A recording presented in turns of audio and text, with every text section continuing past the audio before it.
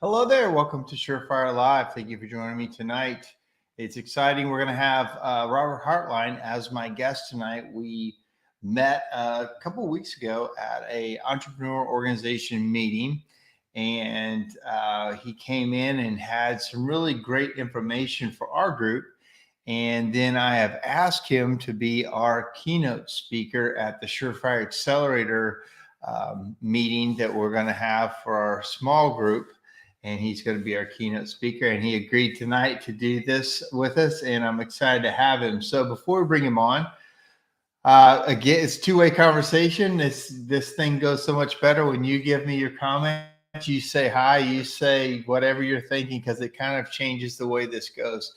And our guest tonight is super experienced in business, and we'll get into all that. So please feel free to ask him questions, and I'm sure he has a take on most things. Hope you guys are going well with your busy season in the chimney industry. As you can see, I'm back in my home was being renovated, and I'm back in my office. And I noticed I had this gift from a German chimney sweep. My friend Andreas Gartner, when I went over there, he gave me this super cool Stein, a chimney sweep Stein. He's a chimney master over there in Germany, and just so cool, man. It was. I found it as I'm putting my stuff back on my shelves. As you can see, I'm kind of working on it. But anyway, it just made me it reminded me of him, and I hope he's watching tonight. So Andreas, if you are, I miss you. Hope to see you soon. So with that, let's just bring on Mr. Robert. Hey, man. Hey, how are you doing? Mark, good to see you again. Good to connect with you. I'm excited to be on your show here. Yeah, well, thank you for taking time to do that. I think the first time I heard of EOS was probably around 2012 or 13. And when I was looking up a little research before the show, that was about when you wrote the book. So I must have heard about it pretty quick. And so for those who don't know what EOS is and the traction thing, can you give us a quick overview of what we're going to be talking about tonight? Yeah, absolutely. I mean, EOS stands for Entrepreneur Operating System. And it was written by the book Traction, which came out around 2012. That's about the same time that I got the interest in the book. It was written by a gentleman by Gino Wickman, who started his entrepreneurial career around age 25. He's kind of brought in to help his family's business, ran that for several years. He understood it needed a turnaround and did that for 3 years, turning it around. And the next 7 years kind of running the business. And when he sold the business and he was transferring, his skills and energy from that business to a new leadership team, he started the EO chapter of Detroit. He's one of the founding 10 members of that organization.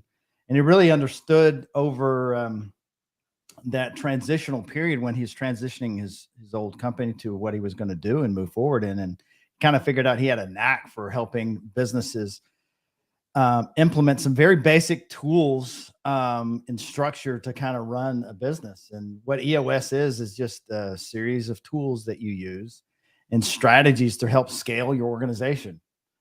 Right. And, for me, I read that book in 2012, tried to implement it myself with limited success, and eventually ended up hiring a coach to kind of navigate that experience.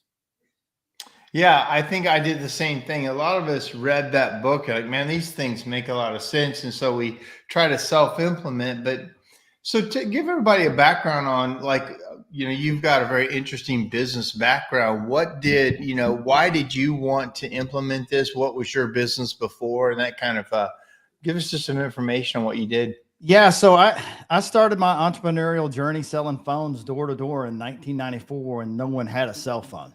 And I was talking phone to phone door. I mean, door to door phones, door to door. And back then, who had a phone? An attorney, a doctor, right. A business owner. Important people had phones, and I was talking people into getting a phone. At that time, was just for safety and security. 94. Understand the phone that you had in 94 was a Motorola 8000. I had no caller ID.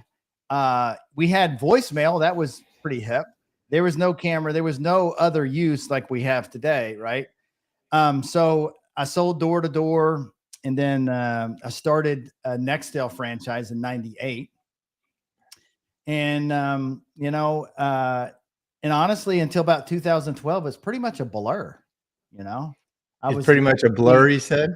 blur because you're just like by the seat of your pants, trying to run a business, trying to live a life as well, right?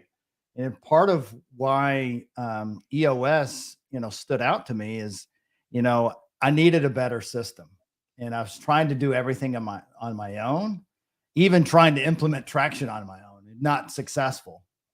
How many, and at one point you grew to a lot of branch offices. How many offices did you have? So when I started the EOS journey, I was around 11 locations, about 10 million in sales. And one of the first things you do when you go through traction is design your vision. Okay. Right. What is your 10-year vision and what you want to have out of life and out of your business? And I had three things at the time. I was separated from my wife. So number one, I wanted to save my marriage. Number two, I wanted to grow my business to 100 million in sales in 10 years. And then number three, I wanted to move my family to Costa Rica and run the company from Costa Rica. That was the plan. Really?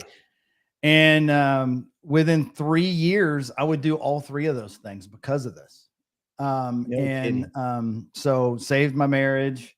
We grew from 13 to 78 locations throughout the Southeast. When I started, I had about 110 people and ended up with about 450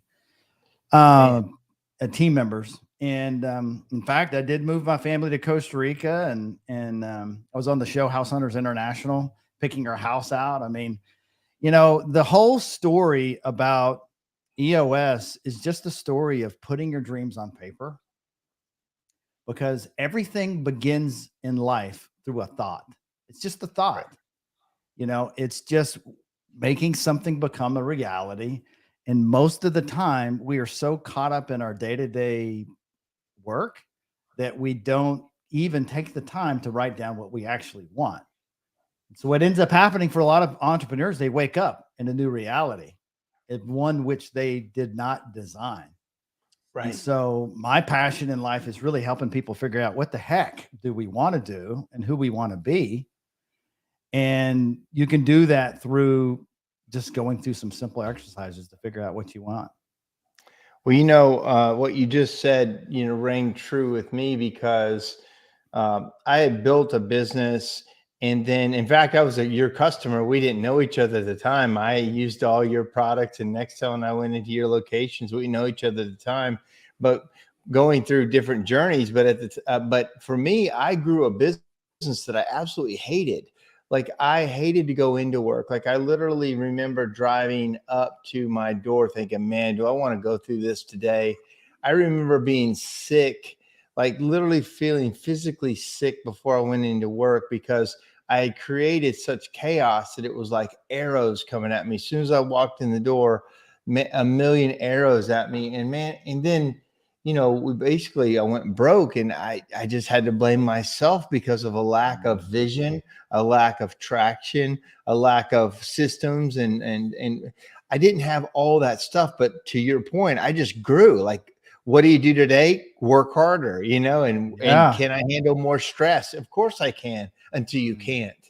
And it seems like when I heard EOS in 2012, I'd gone through that in 2008. It just made a lot of sense to me when you read it and go through it. So talk about like people that you help, or who's a good candidate for somebody like you? Well, generally it's someone that has, 10 or more employees. They generally, these are hardworking, open-minded people who are open to change, open to learning. These are people that are not comfortable with the status quo. They want more out of life. But at the same time, they also recognize that they have a real life to live outside of their business. But Right. we make our business an all-consuming function of our life, and it's really so powerful what I love about entrepreneurship is you can really create life out of nothing. And this entity can be out there existing with people and designing, making resources for us to live a much better life. And for other people, right? There's so many ways that an entrepreneur can really create life out of what a business can produce. But what we also tend to forget is we also are people and we have families, and they often are the ones that sacrifice for this other business.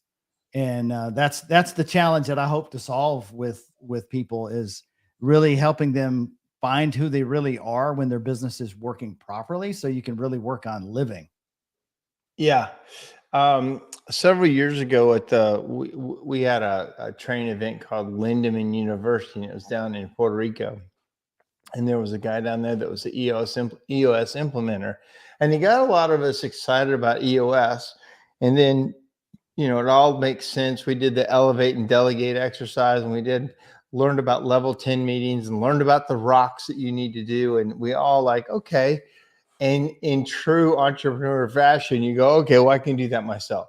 And so we all start and do parts of it. What do you find to be the most common mistakes that we make when we all read and hear about it, and then we try to take the next step of doing it in-house? What do you think the big mistakes that are made? Well, it's a lot like parenting. When I want to teach my kids something, I bring someone else in to teach it for me, because it's just like the coaching mentality is just far different. Your team is very close to you, and often your team sees you in the ugliest moments. Okay. Yeah. They see you when you're stressed, under the gun, payroll is on Friday, and you're making decisions and working with your team with a scarcity mindset, that really this roller coaster of emotions that happen as entrepreneurs is a struggle for them to also deal with. And you can't get honesty from people you write checks to, because they want you to write the check. That's a great quote. It's hard to, because they've got to balance the honesty and the check. Yeah. Yeah. And that's really what makes, and there's a ton of other business frameworks to choose from. But I'll tell you, the best value you get is bringing a third party. And this is what we do in EOS. We bring you to another space outside of the business, outside of the workplace. We shut off our phones. We sit together in a room, and I try to get you real. And I try to get you honest and open with every member of the team. And one of the first things we do in our exercises, first is we do what's called a 90-minute meeting with leadership teams. And I basically write down the 6 components of the business. And all we are doing as an EOS implementers is getting a company strong in 6 key areas. 1, come up with a vision. 2, your people, how to make sure you have the right people in the right seats. Data, we lead the business with data, not emotions. Understanding how to handle your issues, how to make sure that you have the right processes for the key areas of the business that make sense. And traction is just the meeting pulse of how to get together every single week, get on the same page, and make sure that the rocks are moving forward. So in 90 days, we're kicking things out of the funnel of things that we want to achieve in our business. We teach that in 90 minutes with the leadership team so they can see a full picture. And then we get them in a room for 7 to 8 hours doing what we call a focus day. I had a focus day today, and it was beautiful because we had an outstanding entrepreneur who has built an excellent business, but really have not clearly defined what the roles are in the business. And so coming up with the accountability chart on who does what will spark emotions. Okay. Because that is where your team gets in this room, and I look at body language, and I get Julie to tell the ugly. Maybe it's about the visionary, the owner of the company, of something that no one else has ever said before, and getting that on the table and having open and honest conversations. Because Mark, this is what most companies do. They say to your face what you want to hear, but by their water cooler, they're saying all the shit that should be said to your face, because you can't fix things you don't even know that are broken, but they'll keep the broken things from you for lots of reasons, primarily because they write that check. Yeah. And then in the secondary is because they have to live with around that person. And if you do something about it, how'd they find out about it? Well, Mary told me. And so it's amazing how much you find out once you fire somebody. And you fire them, and then all of a sudden here comes the truth. Well, you didn't know this, but they were doing this and doing that. I'm like, why the hell wouldn't you tell me this so I could do something about it? Well, and they're like, well, the problem is you would do something about it. I'm like, yeah, but now we have to live with this BS. I'm living in this world that's not real, or I think one way and about another person. Everybody knows the truth. Yep. And so does that help with this? I mean, oh yeah. I mean, and you know what's very typical? Like, I'll tell you, the best focus days have tears, have heightened voices. Maybe there's a bit of yelling. I want emotions to come across. Yeah. Because if I'm emotional about something, that generally means I care. I'd be more concerned about a group of people that could care less. We don't want careless people working for us. We don't want people that don't care. And, but once you get the emotions out, and then we start to get, we like accountability chart is like, who does what? And, do they get what the role is? Do they want to do it? And last, do they have a capacity to do it? Right. And a lot of times when you build in that accountability chart, you'll see the light shining on a key role in the organization where they just don't want it. They don't want the responsibility, or they don't have the resources to do it. So they don't have enough capacity. And so it's our role in terms of an EOS implementer is just to be there listening and help show the way in order to get to that place. We may not get the perfect accountability chart on day one, of course, but we're going to formulate in such a way, because we're thinking about 6 to 12 months out. We're not thinking about tomorrow. We're thinking about, what does it look like to have the right people in the right seats first? I don't care who they are today, but let's figure out what the actual position is, and what is the 5 roles for each one of those positions. So talk about how you, I mean, almost always the visionary is going to be the owner. And then how do you determine, like, it says they're the EOS implementer, but do you also have an implementer inside the company that is like you hand off to them, or how does that work? So we call that the integrator. See, integrator. That's it. The yeah. We call that the integrator. Is typically, most organization has sales and marketing, driving revenue, right? Right. Then you have an ops, people that deploy the services that were sold. Okay. And we have someone in finance, they're making sure that bills are paid and we're staying in budget and those types of things. But you generally want to put like an integrator in a role that is holding these 3 people accountable. And 50% of the time that we talk to an organization, you have a visionary. It's somewhere in the mix. Not all sales, not all organizations actually have a visionary. Really? It could be actually an employee in the company, but generally the visionary has lots of big ideas, has the biggest relationships, pretty much the best salesperson, and has a zillion ideas that want to do now, right? And a good integrator in an enterprise is going to understand what your vision is and focus on the vision, getting the vision done, getting our goals and our rocks, which is our 90-day world that we live in, and certain projects that generally take 90 days to do.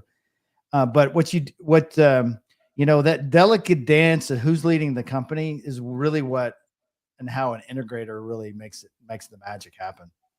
We've mentioned a couple of times, just for those who haven't read the book, rocks are, like you said, they're the big things that each of us have to do. And it goes back to a demonstration. And we've all heard it from the professor who fills it with fills a container with big rocks. And then it says, is it full? And they said, yeah, it's full. And then he keeps adding smaller stuff until he puts sand in there and then water.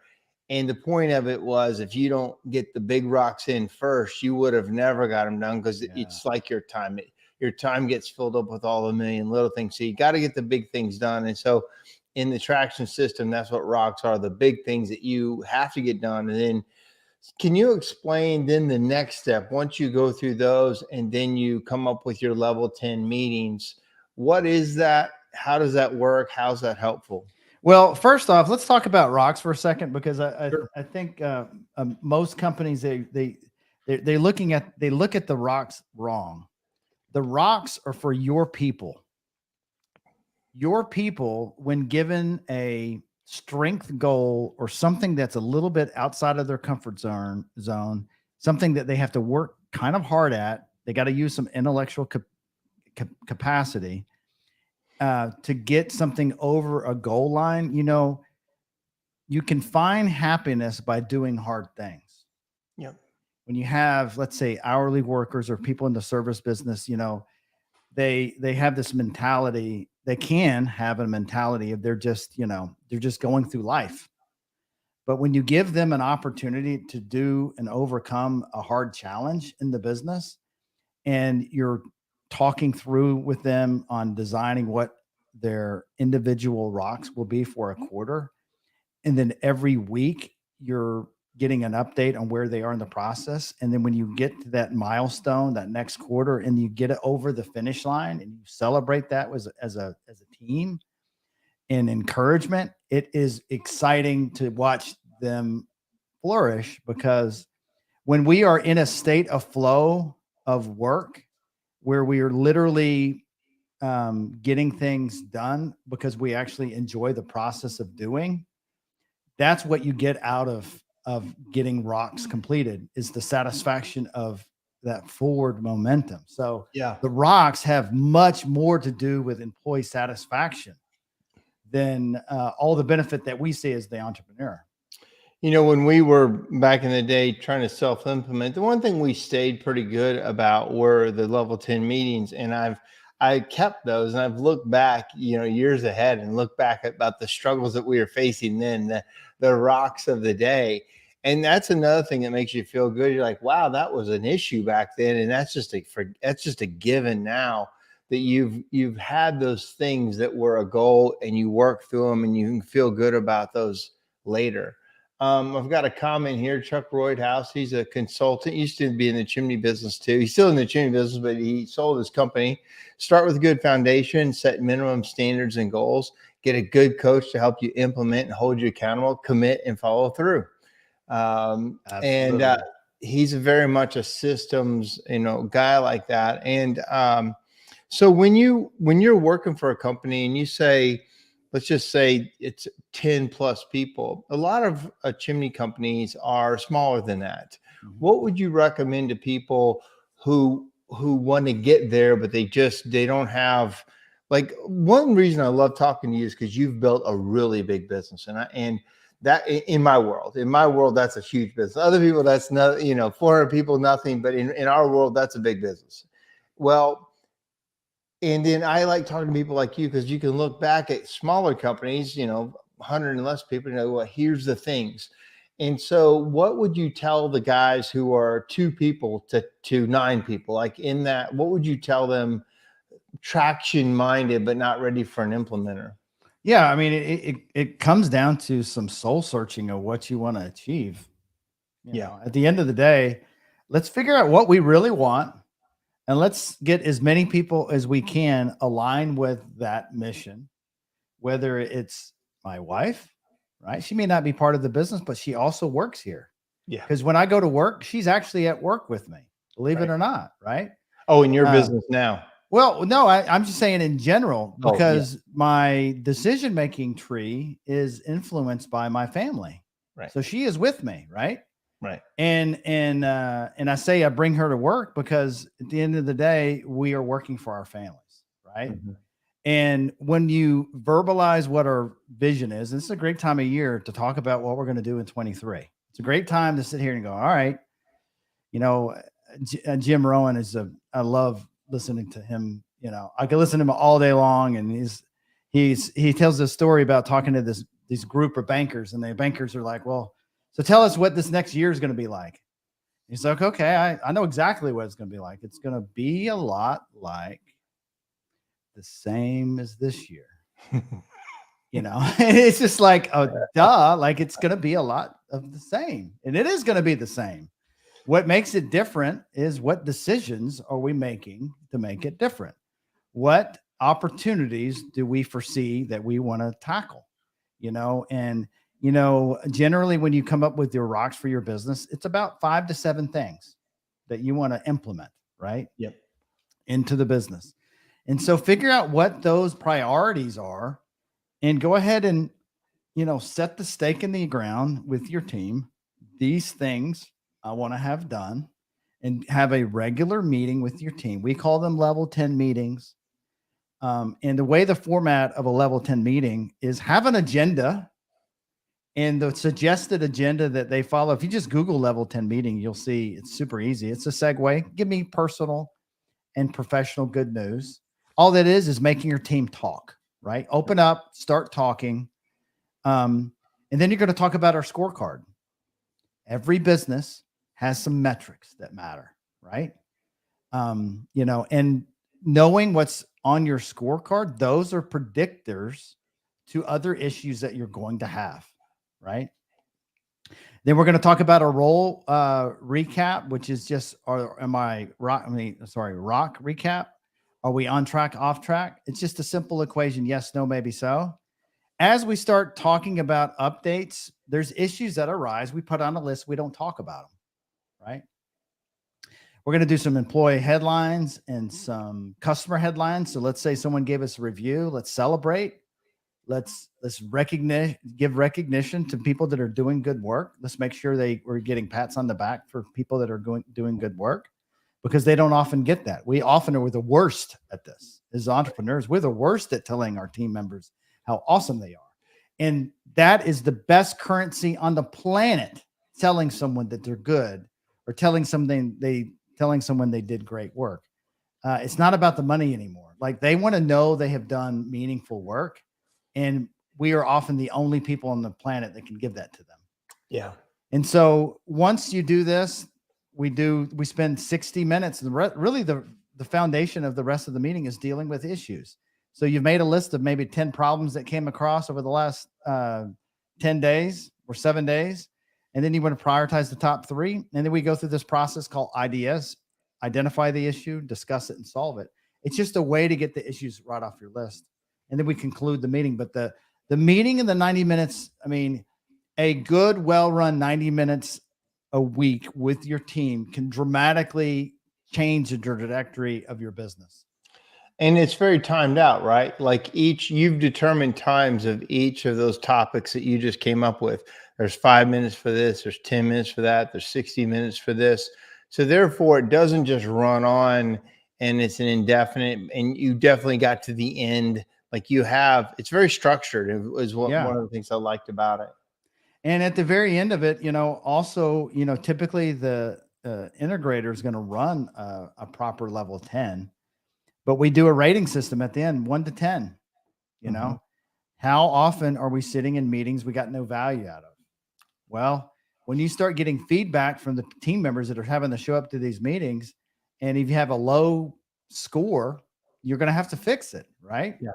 But it's really no different than, it's like a professional ball team. Yeah. They have practices, and they are well thought out practices. It's not like they just show up, just buckling their belt and putting on their shoes and they're ready. They have prepared for that meeting, and the just amount of energy that it takes to run a proper meeting is about the same energy that you need to prepare for it.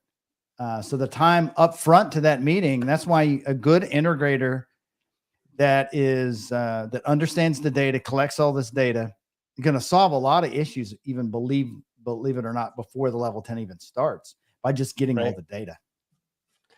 What, just looking back at your business career and your business trajectory, what would you say some of the mistakes that you made, if you could look back and talk to yourself, early on or in the middle, in the process, what are some of the things that you wish you could have seen or done differently through your journey?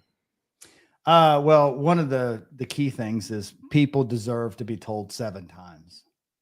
Mm-hmm. And it's a hard thing for us to process this thing. And there is science behind this. Don't ask me to recount the study or anything like that. But I used to get super frustrated. I could not tell you how many times, Mark, I would say this. Mark, I told you this last time we got together. I told you, Mark, I already said this. I mean, it was like a reoccurring theme. And listen, your employee has 1,000 other things to worry about. He's got back child support he's playing with. He's got a baby mama drama he's got cooking. He's got car trouble. His mom's got issues of her own that he's having to carry the weight of his personal life, right? Right. And so when you come in his little orbit in his universe, you may get lucky one day for him to get one of your sparks of light to absorb in him and move forward. But we have to be ready to be willing to repeat ourselves often, have multiple places and way you communicate, like just like the level 10 meeting, at the end of that meeting, you cascade those messages. So anything you talk to as a leadership team needs to be told to everyone. And one strategy that I use is, because we have to live in this world of telling people 7 times, how can I tell someone many different ways? And so I got really good at figuring out how to do text messaging, drip text messaging for new hires. Okay. Not a lot of people do this, but it makes a huge difference. A lot of times we train people, we just get them into a room and throw up on them, right? All these things they got to do. Well, the important things that they need to learn need to be dripped to them over a period of time. Mm-hmm. And so what happens in a lot of businesses, you build a training system on everything they need to know about a particular thing. And then what happens is we have this reoccurring customer issue that keeps showing itself to us. And it'll show up on your issues list, and you'll be training over and over. And you have to figure out a way to share new information to new team members that didn't, have that level of training. Right. And so a lot of things are missing in your training when you're onboarding in the first place. You were talking, and I've got this folder right here. It's a fist bump. Hey, and you put the name, and because you whatever. And this was from one of my mentors at one of his events. And we all in the room just went around and gave each other fist bumps for what we appreciate about them.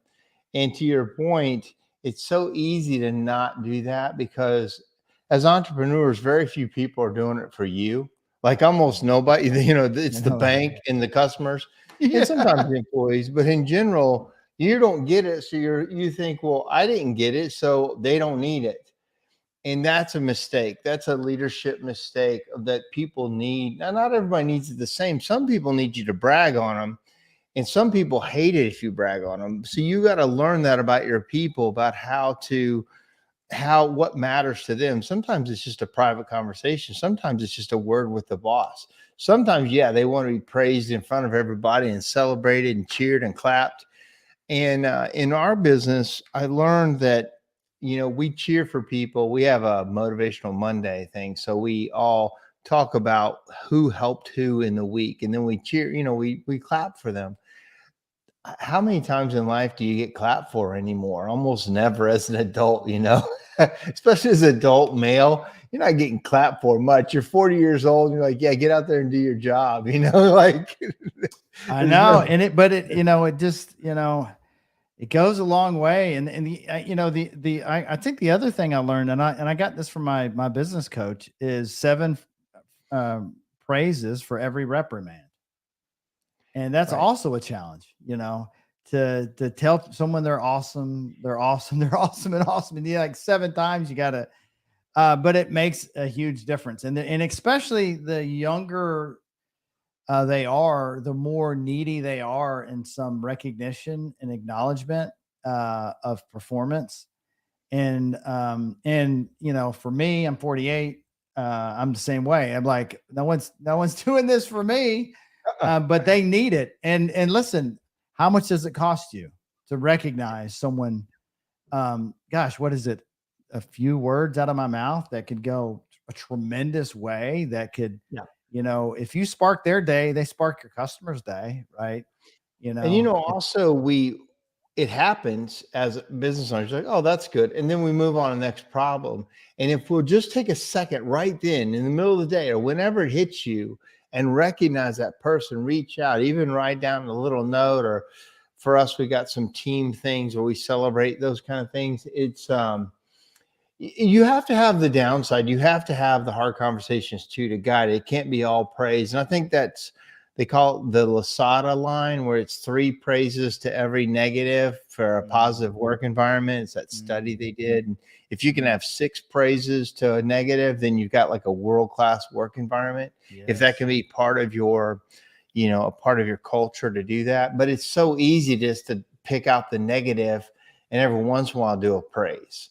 And yeah, well, yeah. Yeah, go ahead. And, you know, a lot of that is just a process. You know, if you get a review with an employee's name on it, there should be a process to process the review, meaning, Yes. who do I need to thank in front of who? You know, how do I do this? Do I do it in an email? Do I do it in a stand-up meeting? Yeah. That, you know, because guess what? You start encouraging that, and listen, people get jealous. And they're going to be like, well, I want to be recognized. And now guess what they're doing? They're Yeah. performing in front of a customer to Yeah. wow them. And then they're also like, hey, can you do me solid? Can you get on Google and click on this link? And then can you give me a good review? And can you put my name in there? Right. Exactly. That's what we asked. But what does them it to do for you? It jacks up your SEO. It tells other people about what you're doing, and you show up in more searches, and you got more customers. And then it's a trickle down. We got it. That's exactly right. Stacy, she, I did an interview with her not long ago, and she does Action Coach, or she works with them. She's marketing part for them. But I love the idea of drip employee training. I've only heard of drip marketing to customers, and I agree. I'd never heard of that drip training, which is really. She said, "This is brilliant.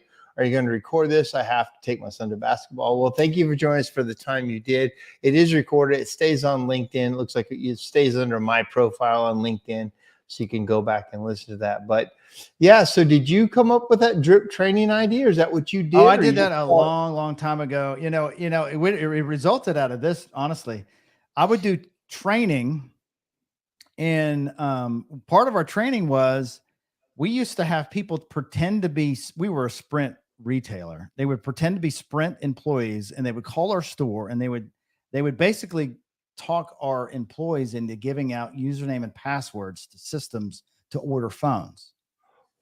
We would sit in training, right? And we would literally be training them on not to give out this information. Okay. And I had all my calls recorded. In fact, I had to build the system to record all the phone calls and analyze them with AI to notify me if someone were to ever call there. But I would literally train them on Monday, and then someone would call the store on Wednesday, and they would just spit out the username and password. Oh, no. And so, I had to come up with processes to re-educate. So we would drip email them. And then we eventually built software to really analyze the call volumes to catch that. Because again, you're think about this. Half their training, when they're doing training, what are they doing? Mm-hmm. They're on their phone. Yeah. I mean, they are literally in an algorithm, addicted to this electronic device, and trying to get your information is really annoying and frustrating, because they're, they want to get to the next swipe or next post or whatever they're working on, or game or whatever. So it's really hard to show up in their atmosphere. So, drip emails is a function, but also text messaging. Yeah. Redirects when they click a link and they have to fill out a form. There's some good real estate. Like in my business, I had a bunch of different forms that you had people fill out. Vacation request, they want to change their schedule. And I would change some of those to go to an internal page that had the current events and things that I want their eyeballs on. They wouldn't click on an email, for instance. The other thing I used to do is I used to track opens from my employees. So if I was sending out the stats for our sales team, I had 300 salespeople. And so I would literally send out individual emails with their sales statistics, and I would check who actually clicked the email to even open those. Right. Because that's how you could tell if someone is engaged. If they're engaged enough to look at their employee standings, they're engaged with the business and bought in. Right. So, thank you for that. Let me ask you this. So I asked you what you should have done earlier, which was praise. What was a big win for you, or what did you learn over the time that was like, that was a good move, or that really was a good thing? Well, well, I tell you just, I guess one habit that changed the business dramatically, and that is when we got our core values done and like really, really good. I would do a 90-minute onboard with my salespeople to teach them our core values.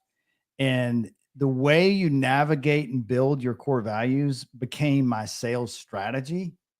And so mixing those together, and just like for you, and if I were just to try to mimic the same example, when someone came in my store, my purpose for my sales team is to generate a feeling of I care.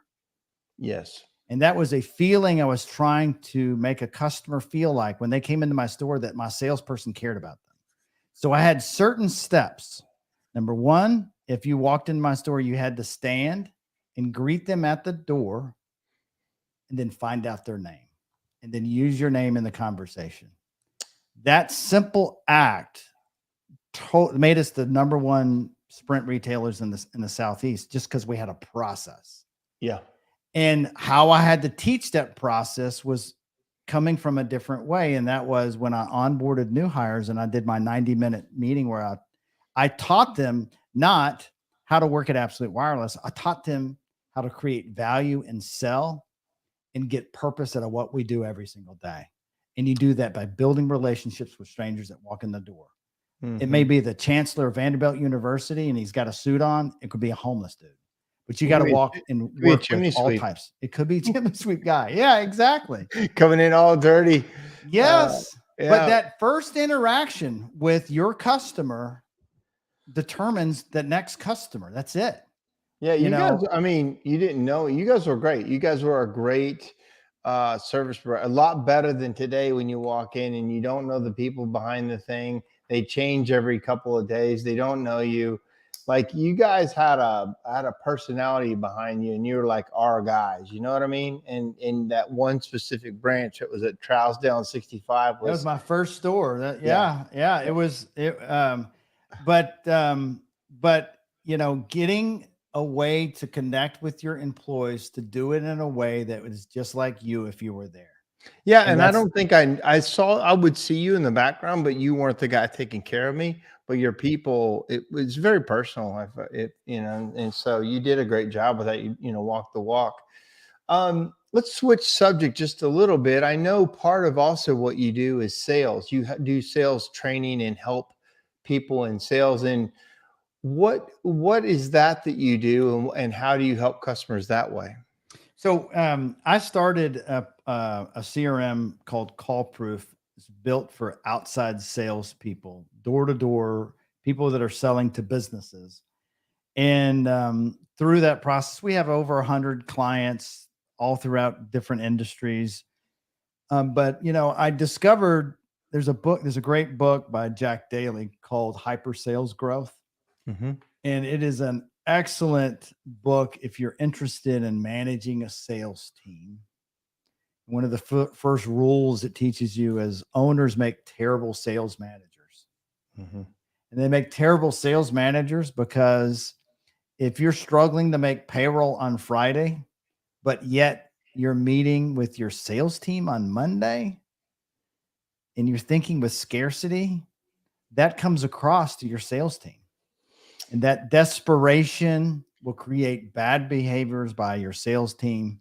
And it's just good to have someone else on your team that's leading the salespeople in an abundance mindset But we built a platform to basically track the daily activities for outside salespeople by using our app. So, we're going through a little bit of that right now. We had some pretty big changes in our systems, some confusion in our sales force. We're fighting against the economy that's softening from hyper.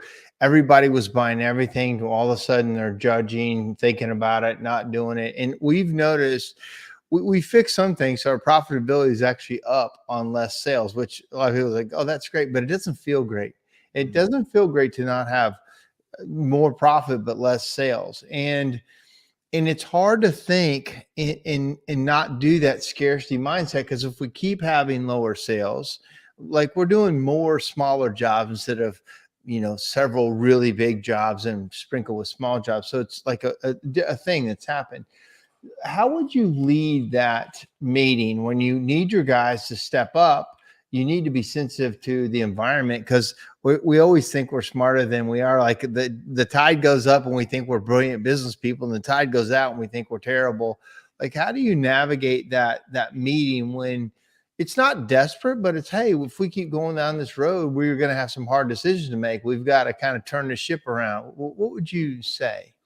Well, honestly, being aware of your emotional energy is super critical. A lot of people walk around without any awareness.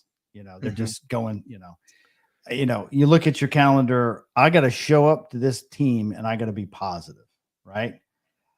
I don't know, going into a meeting with a negative mindset is never going to be good, right? Now, deciding when you show up and give them negative things is all about calendaring. Okay. Think about it like this. If I deplete you of energy at 8 in the morning, or I could deplete your energy at 5 in the evening, which is better for business? 5 in the evening. Interesting. So it's just changing the timing can be powerful, right? So if I can get them with bad news, let it be at the end of the day. So maybe you're pointing out some faults they have, or they showed up or did something wrong, or they made a mistake, and you got to let them know and hold them accountable, right? Well, accountability stings, it hurts. It physically hurts. And then guess who also feels the sting is the customer. Yeah. Right. Absolutely. And so, but you got to hold them accountable. You got to have the uncomfortable conversations. But one of the things that took me forever to learn, I was terrible at it, having uncomfortable conversations. Terrible. I'm still bad at it. I still have to purposely force myself. It's like walking into a cold shower. It's like, I don't want to do it, but a little practice of doing something uncomfortable. It actually, it's definitely a skill that you can get better at. On sales too, I noticed that some of my guys, they'll be like, their sales will be up or down, but the guys who are like new and see it as an opportunity or excited tend to sell more. And that's tough when, you've been selling for years, you've seen the ups and downs, and that's just your job, versus the guy that's new in it and he's killing it because it's new and he sees it all as an opportunity, yet he doesn't have the experience and he might be selling the wrong thing or over promising. But how do you keep I guess that's just part of being a professional salesperson. You just keep that certain energy, but how do you get that back? Or what would you tell a sales team that's, been through some times, but it's very obvious when they're excited versus when they're not? Well, first off, most organizations have really shitty sales meetings, or no sales meeting at all. Or they have a sales meeting where sales manager's doing all the talking. Boring, not interesting. Sales meetings are meant for other salespeople who are winning to tell me how you're winning. That's I'm here to learn how you closed that deal last week. I want to learn what you're going to do next week. I want to learn what you accomplished last week. So good, effective sales meetings start off with what you do last week, what you're going to commit to next week. Tell me a story. Tell me the story about You went to talk to Mary and you find out it's a $13,000 fix. And you got to give her this bad news. And she says, get the hell out of here. You're crazy. Ain't going to spend $13,000. Well, how'd you turn that into a sale? Yeah. That's what I care about. That's Yeah. all your salespeople care about. They want Right. to hear stories. Yep. And so, and he's, as you like, one of the things the Hyper Sales Growth book, Jack Daly teaches is every business only has 8 objections. If you know how to answer each objection in the right way, you're going to be able to overcome objections. But the other part of the story is, how do you overcome objections in a different way? You build better rapport and then you don't get objections. Correct. So, it's, but the purpose is, when you got that new young buck with energy, right? You got to get your existing salespeople to tell their stories and help inspire that. And the young buck will inspire the old cats too. Yeah. Yeah. That's because true. when he sees young buck chasing it and crushing it, he's like, well, shit, I'm not going to let this dude outwin me. Right. Yeah. No, that lifts everyone's ships. And you got a good sales manager keeps it positive. If they're whining and bitching about, XYZ, or no, that's not what the sales meeting is for. If you're upset about the comp, that's a you and me private conversation. And if you want to whine about it, I'm cool with it, but you don't whine about it with the team, because guess what? Your negative energy is costing everyone money. Yeah. That's why we stay positive in our sales meetings. Positive sales meetings is critical. If you have a kick-ass sales meeting first part of the day, you're celebrating the wins, you're overcoming past obstacles by doing proper role practice. So you literally practice someone telling you no, and how do you respond to it? But anyway, I hope that answers that. It does. I thank you for your time. We got a couple more minutes. I want to ask you about one more thing. This was from Chuck. He said, we had this in the fire department. I think he was talking about praise. We had 10 attaboys to wipe out the one, oh shit, and get praise was almost impossible. So old school management for sure. Yeah. So, old school, it was rare to get praise, and that really doesn't fly as well anymore. So we have to be cognizant of what works today and why people are working for you. So we got a couple minutes. Tell me about, I heard you did that program, 75 Hard, that workout program, and it's a mental toughness program as much as anything. Yeah. And, part of the reason I do this work is, when I sold my business in 2020, I went through a freaking dump. Like, I was struggling to pick myself up. I was struggling. Such of my identity was attached to this other thing I did. Yeah. And I was just really not happy, to be honest with you. And I needed some kind of new discipline in my life. And I'd heard a bunch of friends of mine talk about 75 Hard. 75 Hard is a diet, no alcohol, 75 days of 2 workouts a day, 1 outside. Has to be outside. Yeah, it has to be outside. 10 minutes of reading and a gallon of water, right? Yeah. And when I first discovered the workout program, I found out that the guy who invented this program, he owns a supplement company, right? Mm-hmm. And he has a book. I went and got his book, and the first chapter is, how do you find happiness? Because at the time I was not in a happy place. And it talks about, you find happiness when you overcome hard things. So basic, right? When we accomplish something, a mission or task or something, it feels good. Yeah. And so the program is very challenging. If you miss a day, I missed one, you have to take a picture of yourself every day. Every day, that's right. But if you miss something, in full transparency, I missed the picture, but I did not restart the program like you're supposed to. But I followed the program. I got super fit, but it's exhausting. Number one, the hardest thing of all those things is drinking a gallon of water, because it makes you incredibly unproductive, because you're having to whiz every 25 minutes, right? But it also forces you to get your calendar right. It forces you to eliminate the bullshit in our calendar that's taking up space. And it really gets you really efficient on your calendar and just your day to day. And so it's a really great exercise. No, it's for sure a great exercise in getting fit. But it's really better at the disciplines of winning. It's Yeah. just disciplines. Winning is just disciplines. That's all. Yeah, my friend Jake Loeffler did it.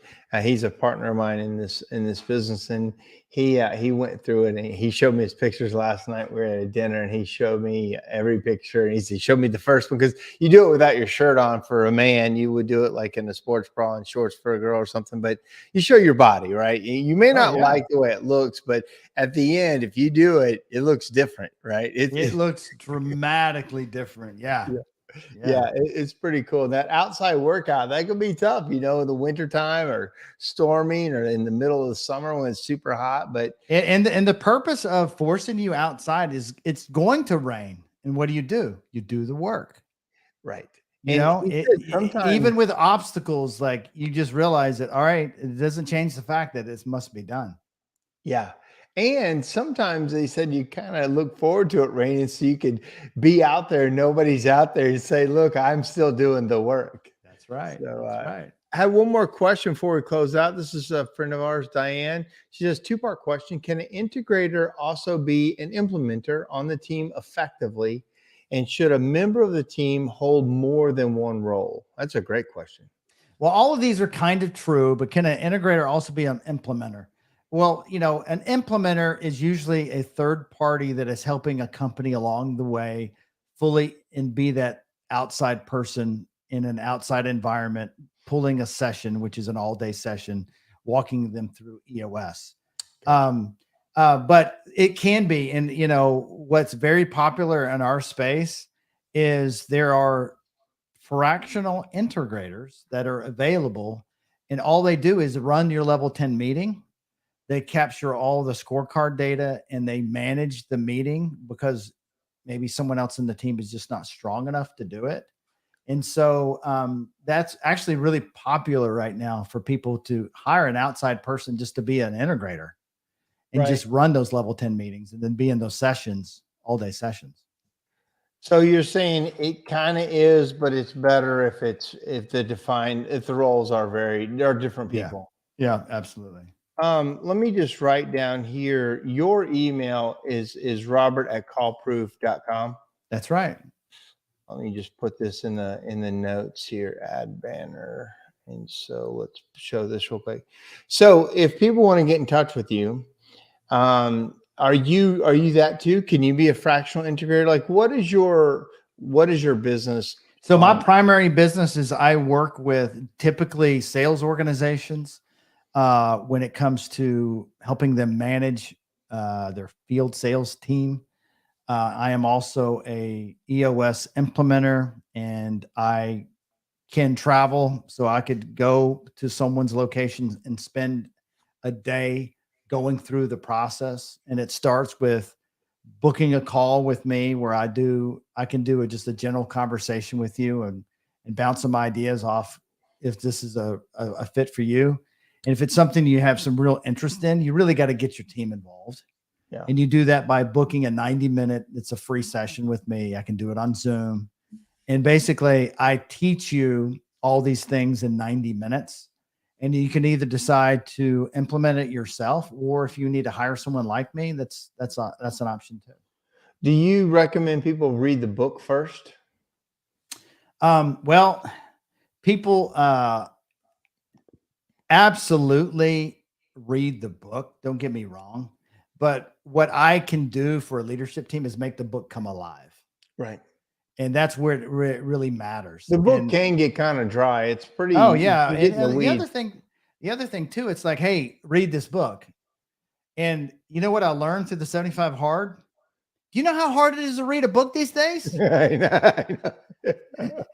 I mean, literally, you get into like, 2 paragraphs and you're like, oh, there's my phone buzzing. I gotta go see. Right. Exactly. And so, and then you get people that will listen to the book and it's not the same. Right. Listening to it, reading it. And so what I try to do is like really make it come alive to it matters. And then when we kind of draw it out and you understand how the time-space learning equates to forward momentum and how Mhm. it actually works. Because a lot of people read the book and like, oh, I'm going to do this. I'm going to do this. I'm going to do this. Well, there's a time and place to do this because your team is running a business and you're giving them a lot of work to throw in their table. And it's without the right space, it's overwhelming and people, they lose focus and they can't get it done. Yeah. It's because it's too much. Well, man, thank you so much for your hour of time and your enlightenment, and I really appreciate it. I look forward to having you down at our summit. I'm And excited. This will be yeah, fun. yeah, we're excited to have you too. And I love your story and the way you talk to us. I'm excited for you to do the keynote and the workshop with us. So thank you for everything. Thanks, Mark. You guys have a great one. All right, buddy. Have a good night. Thanks. See you. See ya. Bye. Hope you guys enjoyed that with Robert. When I first met him, we didn't have too long to talk, but I knew that was a guy that knew what he was talking about. And I always like those kind of people who have they're ahead of us. They've been down that road further. They know what that battle looks like. And also he's entrepreneurial, so he has multiple businesses. And to me, that speaks to me because that's a different type of person. I had a meeting today with a person who, without going into too many details, talked a lot, but accomplished very little. And, you look back at what the accomplishments are. And to me, the people who have figured out how to get it done are the ones that I want to hear from. Those are the ones that have the tactics, have the humility a lot of times because they've been through the battle. They're not just overviewing it. They come back to it and they can tell you some real stories about how things work. So hope you enjoyed, Robert. That's our time for this week. I'll be back next week for the holiday edition before we take a little break for the holidays. So join us next week. Thank you for all your views. Thank you for your comments, and we'll talk to you soon. See you.